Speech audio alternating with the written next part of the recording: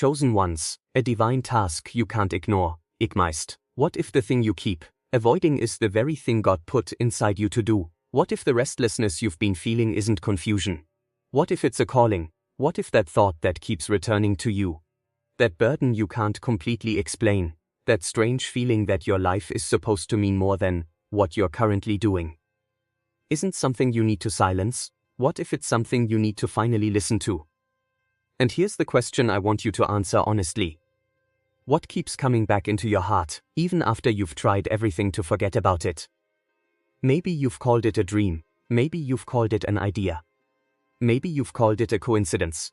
Maybe you've even convinced yourself that you're imagining things. But, deep down, you know there is something you've been avoiding, something that keeps asking for your attention. Something that makes you uncomfortable because responding to it would require you to change. And perhaps that's why you've been feeling restless lately, because comfort and calling rarely sound the same. Comfort says, stay where you are. Calling says, there is more. Comfort says, wait until you're ready. Calling says, take the next step. Comfort wants certainty. Faith often asks for movement before certainty arrives. So what if the season isn't about receiving another sign? What if you've already received enough signs? And now the real question is whether you're willing to respond, when your outer life no longer matches your inner knowing. There is a particular kind of exhaustion that comes from livings, a life that doesn't match what you know you're capable of becoming. You wake up, you work. You handle responsibilities. You answer messages. You take care of everyone else. You keep moving. From the outside, everything may look normal, but inside, something keeps whispering. This can't be all there is. Have you ever experienced that? You've accomplished things other people would be proud of, yet something inside you still feels unfinished, not ungrateful, not unhappy, just unfinished. That's an important distinction. Sometimes people think they're dissatisfied because they need more possessions, more money, more attention, or another relationship. But sometimes the emptiness isn't asking for more things. It's asking for more meaning. And that's where a divine task can become uncomfortable.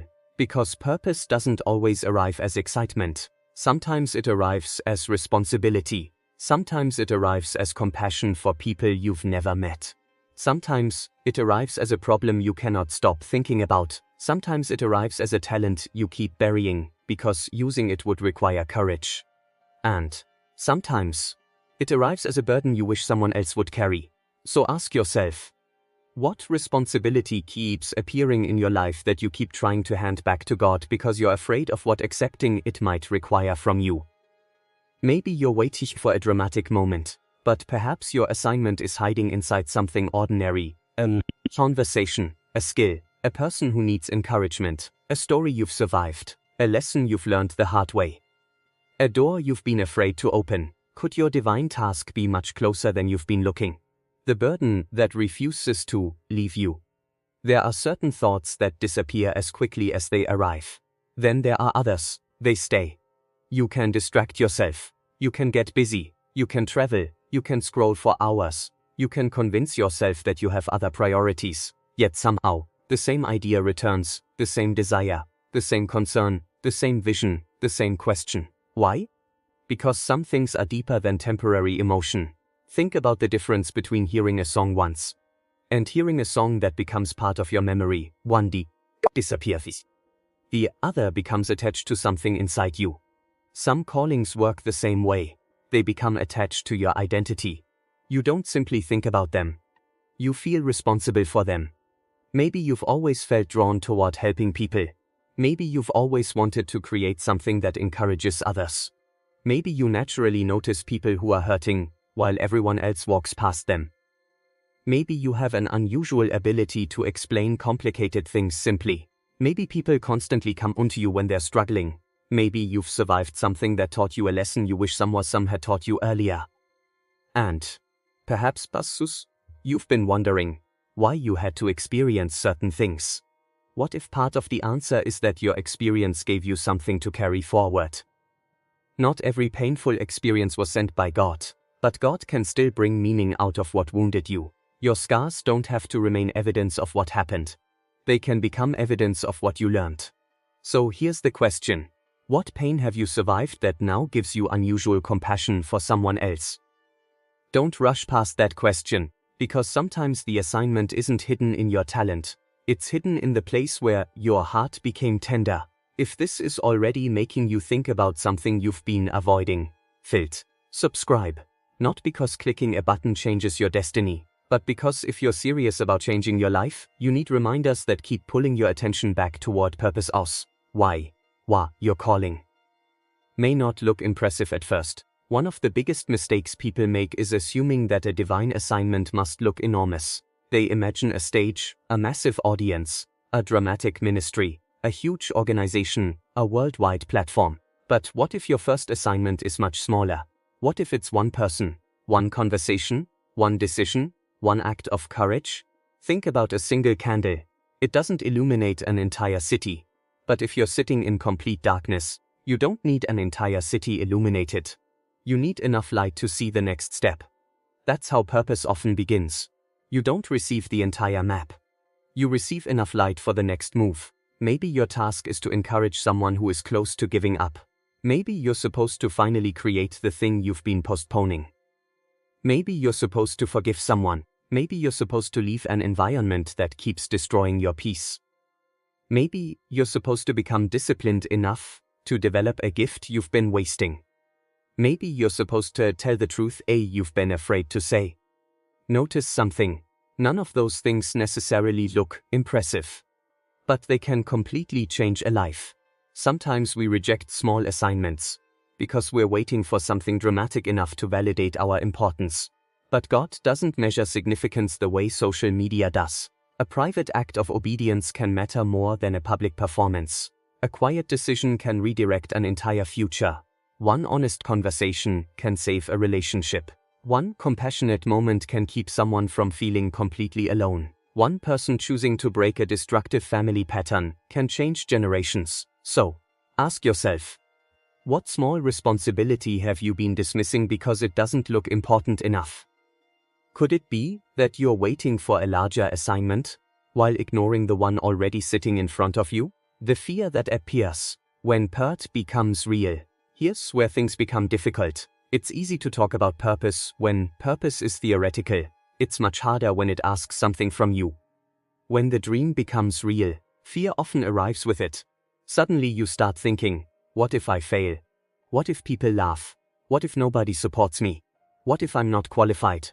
What if I make the wrong decision? What if people think I'm crazy? Have you noticed how many questions fear can create in a matter of seconds? Fear is incredibly creative. It can build an entire imaginary future where everything goes wrong before you've even taken the first step. And sometimes you mistake that fear for a warning from God. But fear and discernment are not the same thing. Discernment asks you to pay attention. Fear often asks you to freeze. Discernment can say, move carefully. Fear says, don't move at all. Discernment considers reality. Fear invents catastrophes.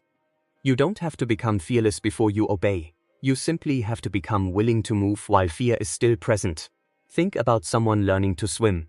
They don't become comfortable with the water by standing on the edge forever. At some point, they have to enter. Faith works similarly. There comes a moment when thinking is no longer enough. Research is no longer enough. Planning is no longer enough. You have to act. So ask yourself, what would you attempt if you knew fear didn't get to make the final decision? What would you start? Who would you help? What would you finally say?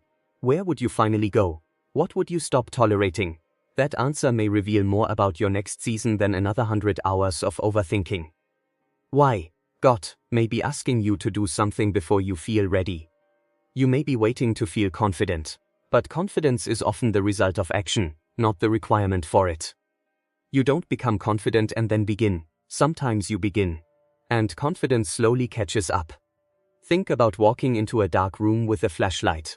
You don't need to illuminate every corner before taking your first step. You only need to see enough floor in front of you. That's faith. You don't have to understand the entire assignment. You need to understand the next obedient step. Maybe you're waiting for financial security before beginning. Maybe you're waiting for everyone around you to approve. Maybe you're waiting until your skills are perfect. Maybe you're waiting until you stop doubting yourself. But what if perfection is simply another disguise fear uses to delay you? I'll start when I'm better. I'll start when I'm more confident. I'll start when I have more followers. I'll start when I have more money. I'll start when life becomes less complicated. There will always be another reason to wait. At some point, you have to decide whether you're preparing or hiding. Preparation produces movement. Hiding produces endless postponement. So be honest. Are you genuinely preparing for your assignment? Or are you using preparation as a respectable excuse to avoid beginning? That's not a comfortable question. But sometimes uncomfortable questions create the biggest breakthroughs. The people who sure won't understand your next move. One of the loneliest parts of following a calling is realizing that the people you love may not understand it. You may try to explain. You may describe the vision. You may share why it matters to you. And they may still look at you and say, "Why would you do that? Are you sure? Isn't that risky? Why can't you just stay where you are?" And sometimes their concern is genuine. They love you. They want you safe. They don't want to see you hurt. But here's the difficult part. Someone can love you deeply and still not understand where your life is going. Their inability to see the destination doesn't automatically make your direction wrong. Imagine standing at the bottom of a mountain. Someone who has never climbed it may look at the path and only see danger. You see the summit, they see the steepness. Both observations can be true. This is why you need discernment. Don't reject every wall simply because it challenges you. But don't abandon every calling simply because someone else is uncomfortable with it. Listen, consider, pray, think, then decide. Your life cannot be governed entirely by other people's fear, and neither should it be governed by your own impulsiveness. Purpose requires both faith and wisdom.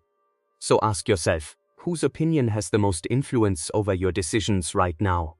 And have you given that person authority God never gave them?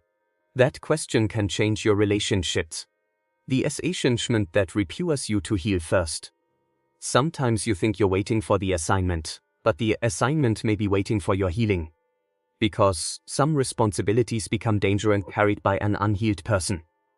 Imagine trying to guide someone through a storm, while you're still refusing to acknowledge the wounds that the last storm gave you. Your pain can distort your judgment. Your insecurity can turn service into a need for approval. Your fear of rejection can make you compromise. Your unresolved anger can make you confuse revenge with justice. Your loneliness can make you accept relationships that don't belong in your future. That's why inner healing matters. You can't give people healthy love if you haven't learned what healthy love looks like. You can't teach boundaries if you constantly abandon your own. You can't encourage someone to believe in themselves while secretly believing you're worthless. And you can't carry influence responsibly if your identity depends entirely on being praised. Maybe that's why your season has felt slower than expected. Maybe God isn't just preparing the opportunity, maybe He's preparing you. So instead of asking, "When will my assignment begin?" ask, "What inside me still needs to become stronger before I can carry it well?" That question is powerful because sometimes the disease isn't about the door. It's about the person who will walk through it. If you're serious about changing your life from the inside out, subscribe. Because external success without internal healing eventually becomes another form of emptiness. When your part requires you to say no. This is something nobody likes talking about. Sometimes your divine task requires subtraction, not addition. You may have to say no to opportunities that look impressive, no to relationships that drain you, no to habits that keep you distracted. No to conversations that constantly pull you backward. No to the version of yourself that needs everyone's approval. No to spending every evening consuming someone else's life while neglecting your own. Every yes costs something. Your time, your attention, your energy, your focus. That's why purpose requires boundaries. Think about a gardener trying to grow one specific plant. If they throw every seed into the same patch of soil without any structure, the plants compete for sunlight, water, and nutrients. Your attention works the same way. If everything is important, nothing receives enough of you. Your divine assignment may require you to become selective. You cannot respond to every invitation. You cannot fix every person. You cannot carry every problem. You cannot be available to everyone all the time. Sometimes saying no isn't selfish. It's stewardship. So ask yourself, what keeps receiving your attention even though it has nothing to do with the life you're trying to build? Maybe it's time to release it, not because it is evil, because it is distracting.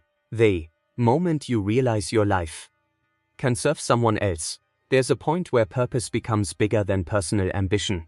You stop asking, what can I get? And start asking, what can I give? That's a profound transition, because fulfillment rarely comes from endlessly collecting experiences for yourself. It grows when your life becomes useful. Think about a river. A river doesn't drink its own water. It moves. It nourishes. It gives. Your gifts work the same way. Your wisdom is meant to travel. Your compassion is meant to reach someone. Your story can become encouragement. Your creativity can solve a problem. Your experience can help someone avoid a mistake. Your survival can become evidence that survival is possible. And, suddenly, the things you once thought were meaningless become valuable. That difficult season taught you patience. That rejection taught you resilience. That relationship taught you boundaries. That failure taught you humility. That lonely chapter taught you how to sit with yourself. Nothing needs to be wasted. Not even the pain, but there's an important warning here. Don't turn your entire identity into rescuing everyone. You are not God. You cannot save everybody. You cannot carry everyone's emotions. You cannot repair every broken person. Your task is not to become everyone's savior. Your task is to faithfully use what you've been given. So, ask, who can genuinely benefit from what you've learned without you sacrificing your entire life to rescue them? That distinction protects you from burnout. When God's task repures you to move without applause, there may come a season where almost nobody understands what you're doing. You post something and nobody responds. You build something and nobody notices. You make changes and nobody congratulates you. You choose discipline and nobody sees it. You walk away from an unhealthy environment and nobody understands why. This can feel lonely, because humans naturally look for confirmation. We want someone to say, "You're doing the right thing." But sometimes the most important decisions of your life will happen without an audience. That's where character is formed. Would you still do the right thing if nobody knew? Would you still pray if nobody heard? Would you still work if nobody applauded? Would you still choose honesty if dishonesty would be easier? Would you still pursue the assignment if there were no guarantee of recognition? Those questions reveal motivation. Because if your only reason for doing something is recognition, eventually you'll quit when recognition disappears. But if your motivation comes from conviction, you can keep going quietly. The seed doesn't receive applause while it's underground. Yet that's where the real preparation happens. Maybe your current season feels invisible because you're in the underground stage. Don't confuse invisibility with inactivity. Something can be growing even when you cannot see it. Ask yourself, if nobody ever praised you for this assignment, would it still be worth doing? If your answer is yes, you may have discovered something deeper than ambition. The divine task you can, no longer, pretend not to see. Now, we're at the point where everything becomes personal. You've thought about the burden, the fear, the preparation, the boundaries, the healing, the people who don't understand, the need for action. But, what about you? What have you been postponing? Not because you don't know what to do, but because you know exactly what the first step would require. Maybe you need to make a phone call. Maybe you need to apologize. Maybe you need to walk away. Maybe you need to begin. Maybe you need to stop. Maybe you need to forgive. Maybe you need to create. Maybe you need to become disciplined. Maybe you need to finally use a gift you've been hiding. Maybe you need to stop waiting for permission. And perhaps you've been asking God for a clearer sign. But what if clarity isn't coming, because you're already standing at the decision point? Sometimes you don't need another sign, you need courage. Think about a person standing at the edge of a bridge. They can spend hours examining the bridge. They can calculate the distance. They can study the construction. They can ask everyone whether the bridge looks safe. But eventually, they have to cross. Faith isn't the absence of questions.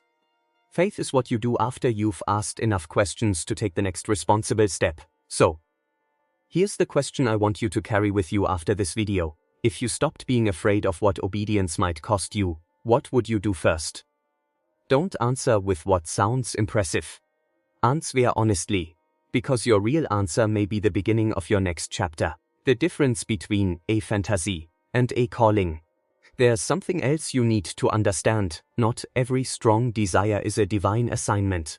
Sometimes we want something because we're comparing ourselves to others. Sometimes we want recognition. Sometimes we want revenge disguised as success. Sometimes we want to escape our current life. That's why wisdom matters. A genuine calling should not require you to abandon reality. It doesn't mean ignoring responsibilities. It doesn't mean believing every impulse is a message from heaven. It doesn't mean assuming you're superior to everyone around you. And it certainly doesn't mean hurting yourself or others because you believe you're spiritually chosen. Real purpose produces greater responsibility, greater humility, greater love, greater honesty. If an idea makes you more compassionate, more accountable, and more willing to serve, pay attention. If it makes you arrogant, reckless, obsessed with proving yourself, or convinced that everyone else is beneath you, step back. Examine it, pray about it, seek wise counsel. A divine task should make your character deeper, not your ego louder. So ask yourself, is the thing I'm pursuing making me more loving and responsible, or simply more desperate to be recognized? That answer matters. When the task feels too big for you, maybe you finally recognized what you need to do, and now you're scared because it feels too big. Good. That doesn't automatically mean you're on the wrong path. Sometimes meaningful things feel bigger than your current capacity. But remember, you don't have to become tomorrow's version of yourself today. You only need to become today's version of yourself. A little more faithful, one conversation, one page, 1 hour, one decision, one boundary, one act of courage. That's how enormous changes begin. Nobody builds a house by placing the entire structure on the ground at once. They lay one piece, then another, then another. Your future works the same way. Don't stare at the entire staircase and convince yourself it's impossible. Look at the next step, then take it. Then the next, then another. Eventually, you turn around and realize you've traveled farther than you thought. So, don't ask, how will I accomplish everything? Ask, what can I faithfully do today? That question brings purpose out of fantasy and into reality. The cost of ignoring what you know. There's another side to this conversation. What happens when you continually ignore something you know matters? At first, nothing seems to happen. You postpone it. You distract yourself. You tell yourself you'll handle it later. But eventually, something changes.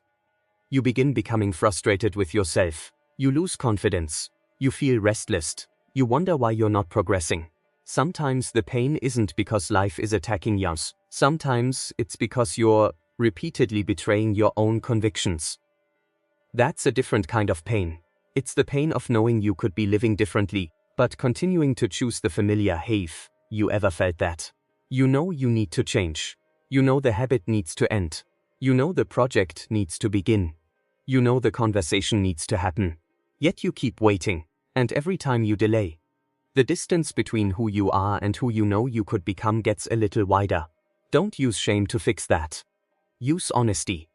You don't need to punish yourself for yesterday. You need to make a better decision today. That's where change begins. Your achievement may begin with one person. Don't underestimate one person. One conversation can change someone's week. One encouraging message can interrupt someone's loneliness. One honest story can make someone feel less abnormal. One act of kindness can restore someone's belief in humanity. One mentor can redirect an entire career. One parent choosing patience can change the emotional environment of a home. One person breaking an addiction can alter the future of a family. One person deciding to forgive can stop bitterness from traveling into another generation. You don't need millions of people to make your life meaningful. Sometimes purpose begins with the person standing directly in front of you. So, look around. Who has been placed within your reach? Not someone you can control. Not someone you can rescue. Someone you can genuinely serve. Maybe your assignment is closer than you thought. Maybe it's not waiting in some distant future. Maybe it's already standing beside you. When you finally say yes, there is a moment that changes everything. Not necessarily when circumstances change, not when the money arrives, not when the audience appears, not when everyone finally understands. The moment is simpler. You decide. You say, yes. Yes to growth, yes to responsibility, yes to healing, yes to discipline, yes to truth, yes to using what you've been given, yes to taking the next step, and suddenly your life begins moving, not because everything becomes easy, because you stop fighting the direction your heart has been pointing toward. You don't need to know every chapter, you need to be willing to write the next paragraph. You don't need to know every door, you need to walk through the one that has opened. You don't need everyone to understand. You need enough courage to remain faithful. And perhaps that's the divine task you've been searching for. Not one giant moment. A lifetime of small decisions that consistently move you toward love, truth, service, courage, purpose, truth. Don't ask only what God can give you. Chosen one. Maybe you've spent a lot of time asking God for something, a breakthrough, a relationship, a financial change, a new opportunity, healing, de-richt, protection. But there's another prayer worth asking, not only, God, what are you going to give me? But, God, what are you asking me to become? That's a different prayer. It puts responsibility back into your hands, because sometimes the answer to your prayer isn't simply an event. It's a person. A stronger version of you. A wiser version. A healthier version. A more disciplined version. A more compassionate version. The version capable of carrying what you've been asking for. And perhaps that's why this season has felt so demanding. You're not simply waiting for a blessing. You're being prepared to steward one. You're not simply waiting for a door. You're becoming someone who can walk through it without losing yourself. You're not simply waiting for purpose. You're learning how to live purpose. So don't ignore the quiet responsibility inside you. Don't keep burying the gift. Don't keep postponing the conversation. Don't keep waiting for perfect conditions. Don't confuse fears with a final answer. Take the next wise step, then another, and another. Let your life become evidence of what happens when faith meets responsibility. Your next step is more important than your perfect plan. Chosen one. Maybe you came here looking for a sign. Maybe you wanted someone to tell you exactly what your future holds. But perhaps the deeper message is much simpler. You already know more than you think. You know what you've been avoiding. You know what you've been postponing. You know what keeps returning to your heart. You know which habit needs to change. You know which boundary needs to be established. You know which gift needs to be developed. You know which conversation you've been avoiding. You know where fear has been making decisions for you. And now, the question isn't whether you'll know. The question is whether you'll respond. Your divine task doesn't have to begin with something enormous. Begin where you are. Use what you have. Help who you can. Learn what you don't know. Heal what needs healing, release what needs releasing, and take the next step. You don't have to become everything today. You simply have to stop abandoning the person you're capable of becoming. There will be days when you doubt yourself. Keep going. There will be days when nobody understands. Stay grounded. There will be days when progress feels invisible. Remain faithful. There will be days when the assignment feels too heavy. Ask for wisdom. Read when necessary. But don't surrender simply because the road isn't easy. Your purpose isn't proven by how dramatic your beginning looks. It's proven by whether you remain faithful when nobody is watching. And perhaps years from now, you'll look back at this exact season and realize the task you almost ignored was the beginning of the life you had been praying for. So today, ask yourself one final question. What is the next right thing you already know you need to do? Not next year, not someday, not when everything is perfect. What is the next right thing? Then do that. And when you've done it, look for the next one. That's how a life changes. That's how healing happens. That's how purpose becomes real. That's how a calling becomes a legacy. If this message reached somewhere deep inside you, subscribe and stay connected to this journey. If you genuinely want to change your life, don't just listen to messages like this. Use them as reminders to take action, grow, heal, and become more intentional with the life you've been given. You don't need to know the entire road tonight. You only need enough courage for the next step. Take it. Your assignment is waiting, and this time, don't ignore it.